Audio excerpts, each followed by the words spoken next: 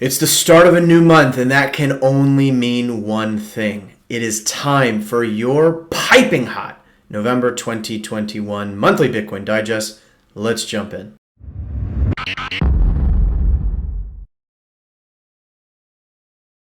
Welcome back to another video. My name is Ian Major. I'm an entrepreneur, Bitcoin pleb, and all-around raging capitalist. And yes, as we say good morning to the month of November, we are going to be doing, as we always do, a video to kind of kick things off and go down all the things you should be aware of happening in the world of Bitcoin. And today is no exception. I've got an action-packed agenda. We're going to go into some of the recent kind of on-chain analysis, as I usually do to start things off. Not to kind of predict any near-term price action, although it's hard to not do that given where we are in this stage in the cycle, but really to kind of decompose what's happening with the market so we can better understand it.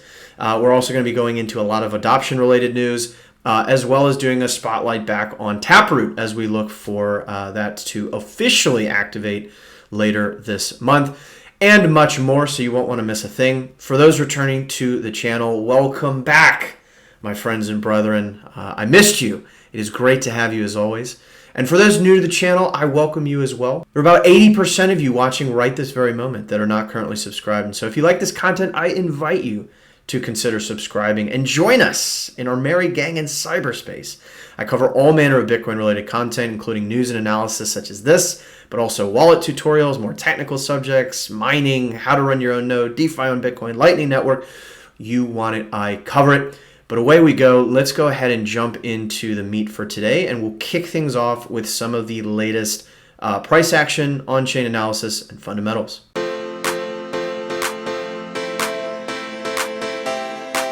All right, so let's kick things off. October was a pretty good month when it comes to the fiat exchange rate. I think when it was all said and done, as we can see in this chart, price went up in dollar terms about 27, 28% or so, depending on kind of where you draw the bounds. And indeed, it exceeded the prior all-time high and went all the way up to just kissing 67K. And so that is pretty exciting stuff. Now, if you'll recall in the last digest, I had gone into some of what Plan B had posted. This was months back, as you can see in June of 2021. And, he's kind of listing out the worst case month close numbers. So what is the kind of worst case that each month would close? And, August was predicted at 47, September was predicted at 43. Both of which were bang on, like scarily accurate, to the point where you can only kind of assume that, a lot of participants in the market are probably kind of trading in accordance to this, right? If it's, the price is above this worst case scenario, maybe it's not time to buy, but if it goes below that, best believe, people are going to buy. So who knows? I think it's a bit of a self-fulfilling prophecy at this point, but it is worth noting that October's close wasn't quite at the 63 level. Again, depending on which time zone and where we draw the lines, is probably around 61 and some change. But nonetheless, pretty shockingly accurate, all said and done. And of course, we can look forward to these, these exciting predictions for November and December. Again, who knows, right, what's going to happen, but I do think props are due when a call such as this is so accurate. I think there's a lot more than Plan B's predictions that help back the case that we have seen nothing yet, and we really are lurching our way into what perhaps we might call the final kind of big leg in this bull market, which, as I've covered in prior videos, could easily extend well into the new year. January, February, even March. It remains to be seen. But let's take a look at our good friend Will Clemente's recent analysis. I'm going to drop a link in the description with this entire tweet thread. It is an absolute monster. I would encourage you to just go through all of it. I'm going to simply pluck a couple highlights from this that I think are particularly interesting and high signal. but this entire thread is well deserving of a full read through. One of the big ones, and this actual metric comes from Dylan Leclerc, who I also love to follow. And lots of squiggly lines, but let's break this down. What this is showing is you have in the kind of black line the Bitcoin price. And then you have a couple other lines, but let's really focus in on this sort of purple one where you can see the really big spikes. And what this is a ratio of the cost basis between short-term and long-term holders. So there's like a lot of kind of sub-derivations that go into that, but let's just talk through it. So short-term holders, long-term holders, this is essentially, entities that are either, holding coins for a shorter period of time. I think the threshold is 6 months, if I'm not mistaken. But suffice it to say, you have this bucket of holders that are, holding for either the short or long term. And so on a realized price basis, the cost basis essentially means the average cost at which those different entities picked up the coins that they are holding, right? And so what this is showing us in very simple terms is whenever you see a big run up and peak in this ratio, that is usually what marks the top of a cycle. And it makes sense, right? As that ratio, so as the cost basis at which short-term holders are accumulating. So these are, maybe traders jumping in, speculators, retail who only jumps in after we, exceed a prior all-time high. Like they are competitively bidding up the price of Bitcoin, given that there's just not a lot of it to go around. And we've continued to see supply come off of exchanges, etc.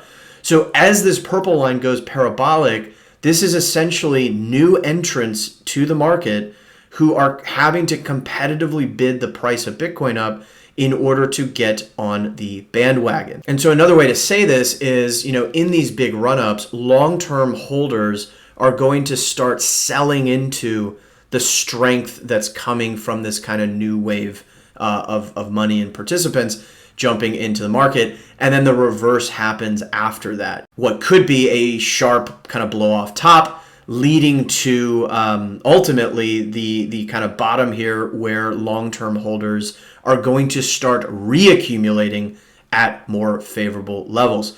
And the reason I chose to kind of highlight this is it's just such a clean signal that you can see, right? This sort of perfectly marked the top of the kind of double peak for the 2013 cycle, as well as the kind of 2017 cycle. And as you can see, even in the run-up earlier this year, we got nowhere even close, maybe halfway in terms of the historical peaks of this ratio. And where we sit currently is just like nowhere even remotely to be seen. So this suggests we are a far way away from the top of the current cycle if things come to pass similar as we've seen in the past. Another really great view here is coin days destroyed. So what does this mean? Let's say that I have one Bitcoin and I hold it for 365 days. And let's then say I, spend that Bitcoin after 365 days.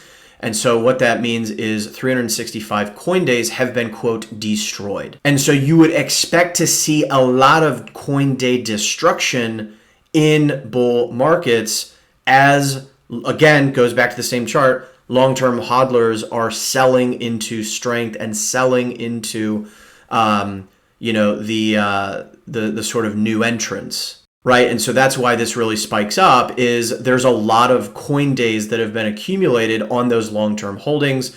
And so this is kind of just another way. I think it's becoming a more and more important concept for this sort of, on-chain analysis. And again, you can see that we're sort of nowhere near a spike at all. That's all I'm going to cover in this kind of massive sort of thread. I would encourage you to take a look at all the different measures that Will is sort of throwing at the board. But the kind of, and by the way, like not all of them are like we're light years away from the peak. Some of them are like, okay, we're kind of midway. We're one or two of them are okay. We're actually like not that far from fair value, and so read the full thread for the full context. But net, everything is pointing to the fact that we are pretty far away from the peak, which is exciting stuff. Now, one last thing to note, there is a lot of anticipation for this Wednesday, which will be the next big Federal Reserve meeting in the U.S., and it is expected still that they will announce formal plans for tapering of QE, which is hilarious. This is what they've been trying to convince the market that they're going to do, and it looks like they may actually go through with it. And so that could actually create some volatility across all markets and assets. But at the end of the day, I don't think this is going to be a big thing. Like, they basically need to try to calm markets down, especially bond markets, and convince investors that they're not going to just inflate away the debt, which of course they're going to do. So this is their attempt to save face with the investment community globally. Luke Grahman, who's one of my favorite macro kind of thinkers, has done some great analysis to show that, like, while they're even if they move forward with some tapering of some kind, meanwhile, in the background, they've been assembling and keeping the FEMA swap lines and the standing repo facility.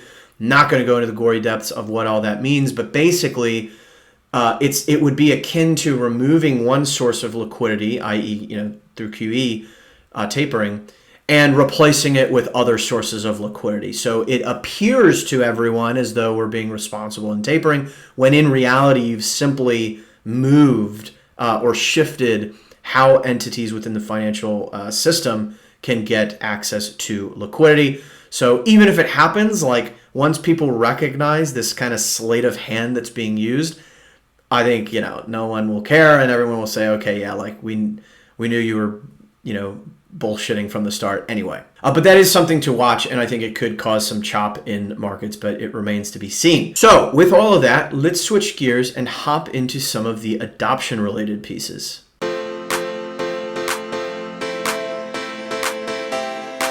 So first and foremost, we saw the launch in the US of the very first two Bitcoin-related ETFs. Now, again, they are futures-based. I've done an entire video that goes through what that means and why these are not great options if your interest is in being a kind of long-term hodler, which I certainly hope is the case if you're watching this channel. And so check that video out. I go into a lot of depth into this, but nonetheless, you had the ProShares futures-based ETF, BITO, start trading on October 19th. And then a few days later, you had the Valkyrie BTF fund start trading on the 22nd of October. And at least in the case of the ProShares Bitcoin strategy, it was the second all-time ETF in terms of launch day volume. So how much volume was trading on that very first day. And so that is pretty cool. And I think it is indicative of the amount of interest that is coming from the sort of investment community. The big question is like, well, when are we going to see a spot-based ETF? And again, I've covered some of that in that other video that I flashed up a moment ago. But there is a Van Eck application due for an SEC decision on November 14th for a spot-based ETF. Now, as we can see, there's I think the general sentiment is that it's unlikely that that gets passed. And we're probably not likely, at least in the U.S., to see a spot-based ETF to arrive for a little bit of time now. But in a awfully strange turn of events, Australia, which hilariously this regulator ASIC, that's not a Bitcoin miner ASIC, that's the Australian Securities something. But anyway, the Australian kind of equivalent has signaled towards positive reception for a spot-based ETF, and this is strange in the sense that represents embracing freedom money at a time when Australia looks like an absolute authoritarian dictatorship. but that's a story for another day. Anyway, it's interesting to see, and so I think we'll see a lot more announcements on all of this as we go forward. You also had this announcement from MasterCard. They've partnered with Bakkt to ideally enable their merchants. So, there's millions of merchants or businesses all around the world that accept payments from MasterCards. And so, MasterCard is looking to integrate Bakkt's capabilities so that, merchants can integrate crypto options into what they accept for their goods and services. And so it remains to be seen what this actually means or looks like. I suspect MasterCard will probably take a consultative approach to this. They have relationships with all these banks and merchants, and they're going to want to be somewhere at the table. I think there's an interesting tit for tat going on between Visa and MasterCard. Hey, we're doing crypto. No, we're doing crypto. No, we're doing this. So you're going to see more in that, right? In this kind of frenzy to stay relevant and remain at the table as things progress. But we'll see how this all plays out. Nonetheless, I think for Bitcoin to become a true medium of exchange, right, you need the infrastructure like the Lightning Network to enable everyday payments. By the way, that's, I don't think, what MasterCard is envisioning. I think MasterCard wants their payment rails to be the payment rails, but that's not really needed at all when we're talking about Bitcoin payments. But you do need merchants to accept Bitcoin as payments, and so we're going to see a lot in that space for some time to come. But nonetheless, it's exciting stuff. All right, so with that, let's switch gears one last time and close things out with an update on Taproot.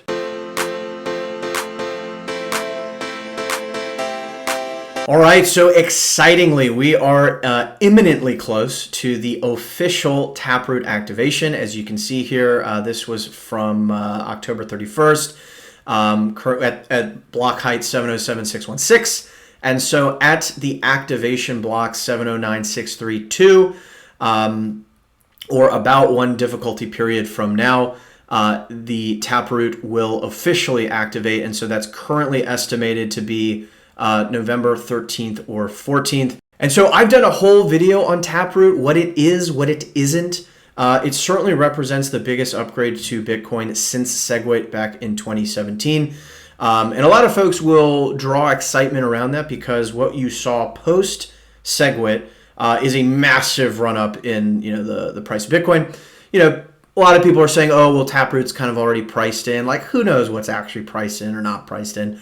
But that is something to look forward to this month, not just from a price standpoint, but really from what it brings to Bitcoin. So again, check out that video. I'm not going to go into the details here, but at a very high level, Taproot integrates Schnorr signatures and improves the privacy of more complex transactions, such as multi-sig transactions. It also enables Lightning implementations to become more private and essentially mask or make these more complex transactions like multi-sig, like channel openings, with Lightning appear to be like regular, Bitcoin transactions. And you may say, okay, fine, that sounds incremental at best, and it is, but it also sets the stage for just more complex smart contracts using the Bitcoin scripting language, which is a good thing for Bitcoin. It's also going to have the side effect of reducing the kind of data required for some of these more complex transactions,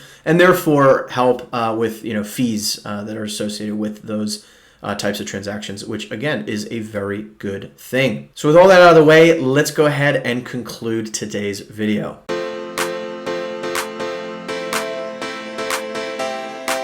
All right, my friends, there you have it. We looked at some of the recent kind of on-chain analysis, and we also looked at the kind of macro picture with the imminent Fed meeting. We also took a look at some of the different adoption-related news. You had the MasterCard announcement, as well as different ETFs. We talked about the imminent Taproot activation and more. And so with that, I'm curious to hear what you guys think. Leave me your thoughts and questions in the comments down below. But I hope you found this valuable and useful. If you did, you already know what to do. Give this video a like, let me know your thoughts, but for now we'll go ahead and leave this here. As always, every sack counts. Until next time, I'll see you then.